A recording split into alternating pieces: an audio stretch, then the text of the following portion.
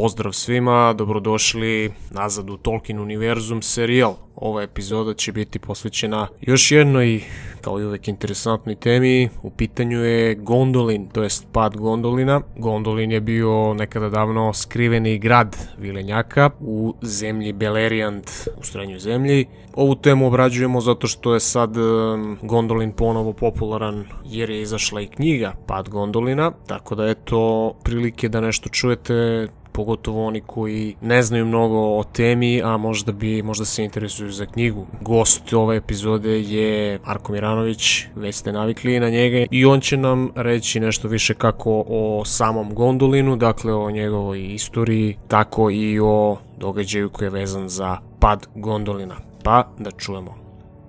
Kada pričamo o Gondolinu, treba naglasiti da je upravo izašla knjiga, verovatno i poslednja kao takva, o padu Gondolina, odnosno The Fall of Gondolin. Karakteristično za Gondolin kao mesto koje se nalazi u Srednjoj zemlji jeste da ono potiče iz prvog doba i Tolkien je bar tako zamislio da se ono već pojavljuje svojim imenom i nekom vrstom predanja u knjizi Hobbit. Jer primetit ćete da kada Gandalf, patuljci i Bilbo nalaze one mačeve, Glamdring, Orcrist pa i Žalac između ostalog, oni naglašavaju, odnosno te kasnije u stvari se otkriva, Elrond će to protumačiti, da je to oružje koje najverovatnije dolazi iz Gondolina, čak im je znao i imena. Tako da Glamdring s jedne strane, Orcrist, odnosno Žalac, jesu direktno potekli iz Gondolina i imali su određene moći koje su kovači tog perioda, a kovači iz Gondolina su inače jako bili poznati, utisnuli, odnosno skovali u njih. Tako da, ako malo bolje primetimo, setimo se Žalca da je uspeo da i probije šelobu, pa je lako sekao njenu paučinu.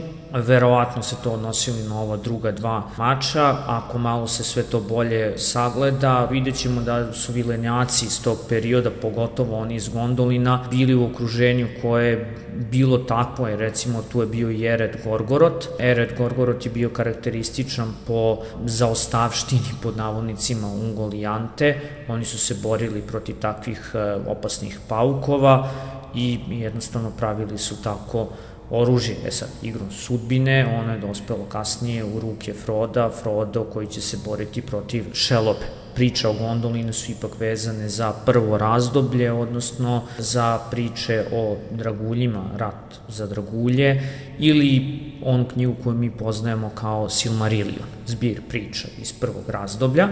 Osnivač samog Gondolina je Turgon, kralj Turgon. Zanimljivo da on nije hteo da prati Feanora, ali eto, igrom slučaja je i on pustio Valinor.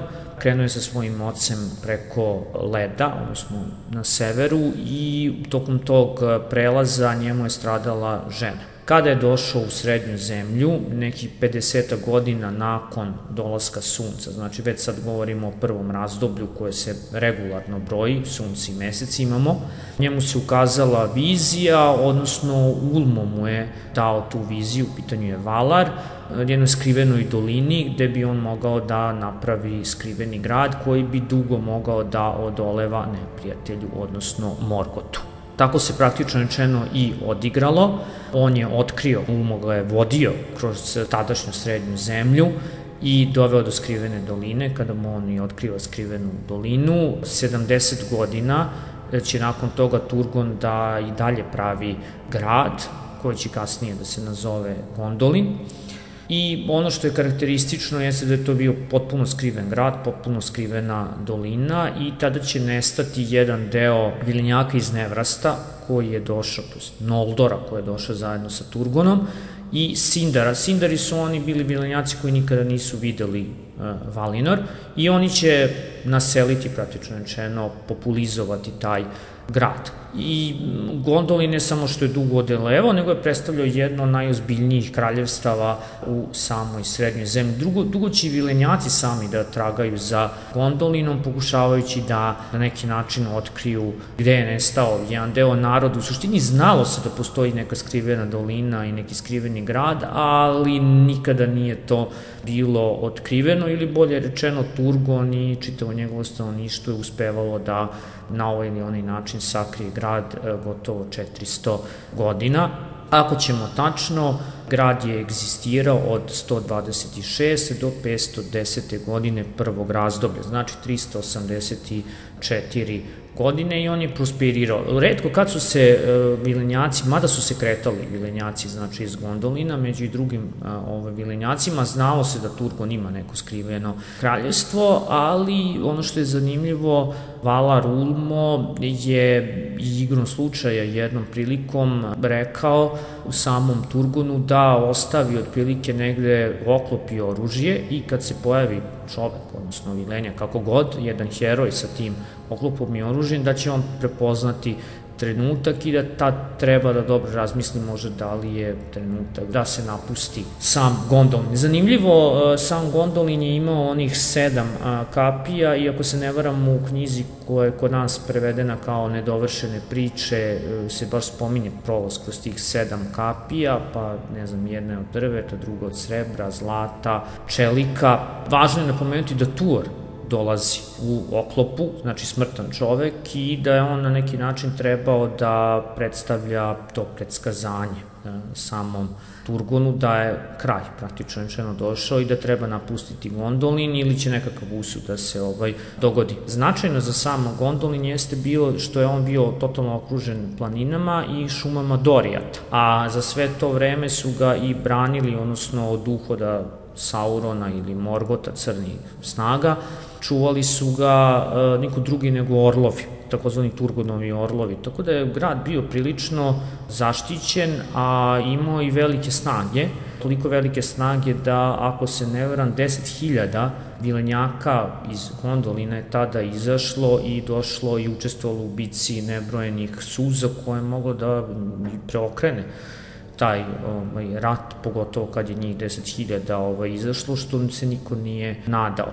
Negde propast samog Gondolina leži u onoj priči o Maeglinu i njegovoj ljubavi, odnosno on je bio zaljubljen u Idril, ćerku samog Turgona, ali i to je bacilo senku. U stvari njega su u igrom slučaja uhvatili orci i on je sklopio takav savez da dobije Idril, ali to se na kraju sve drugačije odigralo. Nećemo naravno otkrivati čitavu priču do kraja, ali Gondolin je tada praktično, to su na neki način bila vrata propasti za sam Gondolin, i na kraju krajeva posle toga je došlo i do pada Gondolina. U svakom slučaju sam Gondolin je igrao svoju, znači neku ulogu, na neki način i predstavlja to skriveno kraljevstvo, trn u oku samom Morgotu, i on ga je dugo vremena tražio, a na kraju krajeva i određena linija koja će spasiti vilenjake i ljude, odnosno čitavu srednju zemlju od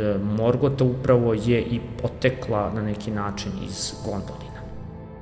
To je bila priča o Gondolinu, nadam se da vam je bilo interesantno čuti o ovom misterioznom gradu. Tema je svakako specifična i ne zna se o njoj mnogo, ali je zato i interesantna. Hvala Marku još jednom na gostovanju u epizodi, toliko za ovaj put, a mi se vidimo drugom prilikom.